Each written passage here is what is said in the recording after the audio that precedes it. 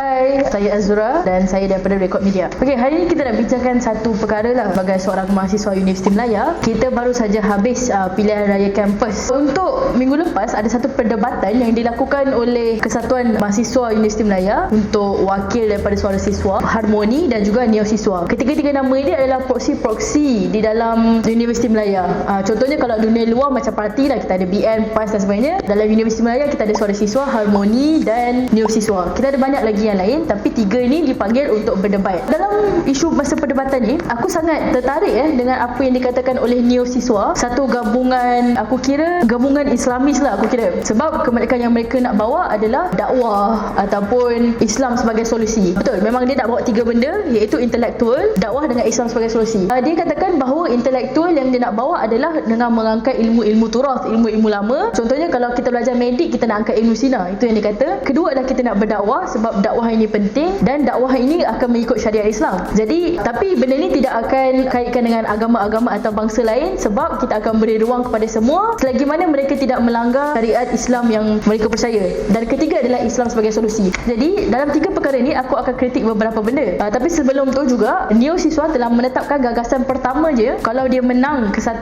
menjadi kesatuan mahasiswa, iaitu adalah dia akan mengangkat perpaduan di Universiti Malaya. Dan cara untuk dia mengangkat perpaduan ni adalah melalui tiga perkara. Yang pertama adalah menubuhkan satu jawatan kawasan perpaduan. Yang kedua adalah membuat event kaligrafi. Yang ketiga adalah melakukan karnival budaya. Okey, soalan aku pertama sekali. Dalam isu perpaduan, ketiga-tiga perkara ini tidak akan membantu untuk meningkatkan perpaduan di Universiti Malaya. Kenapa aku katakan begini adalah, aku rasa ada satu poin yang mahasiswa kita tertinggal sekarang. Sebab bila kita cakap perpaduan, orang selalu kata, oh kita kena ada perpaduan sebab kita tak kenal orang Cina macam mana, kita tak kenal India macam mana, kita tak tahu pesta Pongal tu apa, kita tak tahu pesta Tanglong tu macam mana. Sebab bila kita buat pesta-pesta ni, diorang je buat. Jadi kalau kita Neo Siswa nak buat benda ni semua bersama-sama. Soalannya adalah, betul ke isu perpaduan ini terjadi sebab kita tidak kenal satu sama lain? Betul ke sebab aku tidak kenal orang India dan aku tidak kenal orang Cina? Dan betul ke dengan melakukan program-program ni akan berjaya? Dalam 60 tahun kita dah merdeka ni, dah beratus-ratus event kaligrafi, beratus-ratus event karnival budaya. Adakah kita masih tak kenal orang ni? Kita masih tak kenal orang Iban, kita masih tak kenal ni dan sebagainya? Aku tak rasa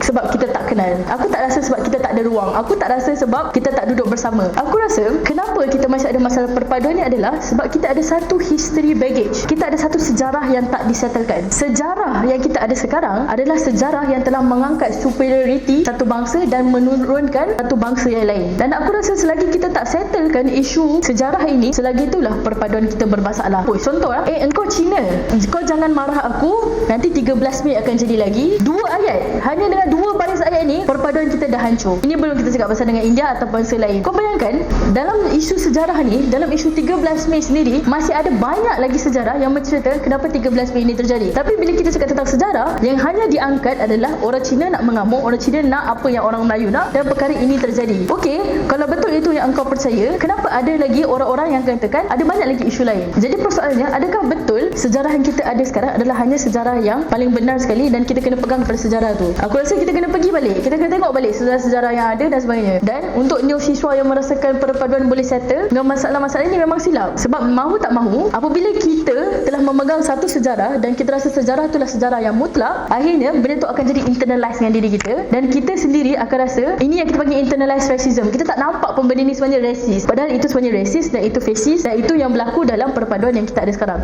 Okey, seterusnya adalah kita bergerak kepada Islam. Neo Siswa kata dia akan melakukan Islam sebagai solusi. Ada satu orang tanya soalan, kalaulah Neo Siswa boleh angkat Islam sebagai solusi, saya sebagai orang Cina, boleh tak saya nak cakap Cina sebagai solusi, ataupun Kristian sebagai solusi, Yahudi sebagai solusi? Jawapan Neo Siswa adalah, Islam berada di dalam perlembagaan Malaysia, jadi Islamlah solusinya. Cina tak boleh jadi solusi, Yahudi tak boleh jadi solusi, Kristian tak boleh jadi solusi. Soalan saya sekarang, Islam mana yang Neo Siswa nak bawa? Sebab mahu tak mahu, Islam yang kita ada banyak. Kita ada Islam feudal, Islam feudal yang mengangkat orang bangsawan, Islam feudal yang menulis tentang kekuasaan, Islam feudal yang hanya menceritakan tentang bila aku ada power, apa aku boleh buat. Contohnya, zaman dulu Islam feudal telah menulis banyak sekali terima kasih kepada raja-raja, kepada orang-orang bangsawan. Ini Islam feudal dulu Dan seterusnya kita ada Islam sufi. Islam sufi ni yang menolak segala dunia, yang memilih untuk bertapa dan hanya berdoa pada Tuhan. Dan Islam feudal sangat suka dengan Islam sufi ni kerana Islam sufi ni tak kisah pasal dunia. Jadi Islam feudal boleh bebas untuk buat apa-apa. Islam feudal boleh pergi buat korupsi, boleh ambil kuasa untuk pergi perdagangan mana-mana. Sebab Islam feudal ni akan tak kisah dengan semua benda ni. Ini Islam Sufi. Yang seterusnya adalah Islam Humanis. Islam Humanis adalah Islam yang mengangkat kemanusiaan. Tetapi Islam ini sering dikaitkan dengan Islam liberal. Contohnya macam sistem Islam. Kalau untuk saya, apa yang sistem Islam buat sangat menarik kan?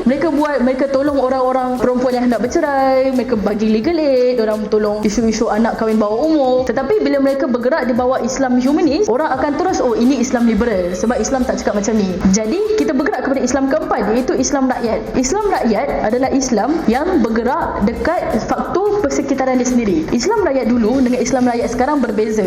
Sebab Islam rakyat bermula daripada rumah, daripada ibu bapa. Bayangkan dulu, anak-anak tak pernah pun tanya, oh kenapa orang ni tak pakai tudung mesti masuk neraka, orang ni tak tutup aurat mesti tak masuk neraka. Tapi sekarang anak-anak sudah bertanya soalan ni. Adik saya dekat sekolah tanya kawan-kawan dia, oh kawan-kawan dia tak pakai tudung mesti kawan-kawan dia masuk neraka. Bayangkan budak darjah 3, darjah 2 dah cakap benda ni, dah cakap tentang kematian, dah cakap tentang soal syurga dan neraka. Tapi dulu tak ada macam ni. Budak-budak dulu tak cakap benda-benda ni dekat sekolah. Nampak yang di mana Islam rakyat dulu dengan Islam rakyat sekarang dah berubah. Dan Islam rakyat ni adalah corak oleh sekitarnya seperti yang saya katakan tadi. Jadi kalaulah Islam rakyat sekarang lebih kepada ikut institusi, Islam rakyat sekarang lebih kepada ikut kepartian. Soalan saya kepada neosiswa adalah, Islam mana yang neosiswa nak gunakan dalam Universiti Melayu itu sendiri? Sebab mahu tak mahu, mungkin neosiswa boleh katakan, oh Islam yang kita angkat adalah Islam yang sebenar, Islam yang paling benar sekali, Islam yang paling mutlak. Tapi soalannya adalah, Islam yang paling mutlak sekali telah dicorakkan mengikut acuan-acuan yang saya katakan tadi. Dan di manakah Islam yang paling benar sekali kalau kita menggunakan Islam rakyat yang kita ada sekarang adalah Islam yang mengikut acuan-acuan institusi, acuan-acuan kepartian, dan akhirnya kita akan bergerak kepada Islam feudal. Soalan yang terakhir adalah, di manakah keadilan sosial dalam kedua-dua perkara ini? Itu saja untuk saya. Tahniah kepada suara siswa yang menang dan selamat berfikir untuk semua mahasiswa.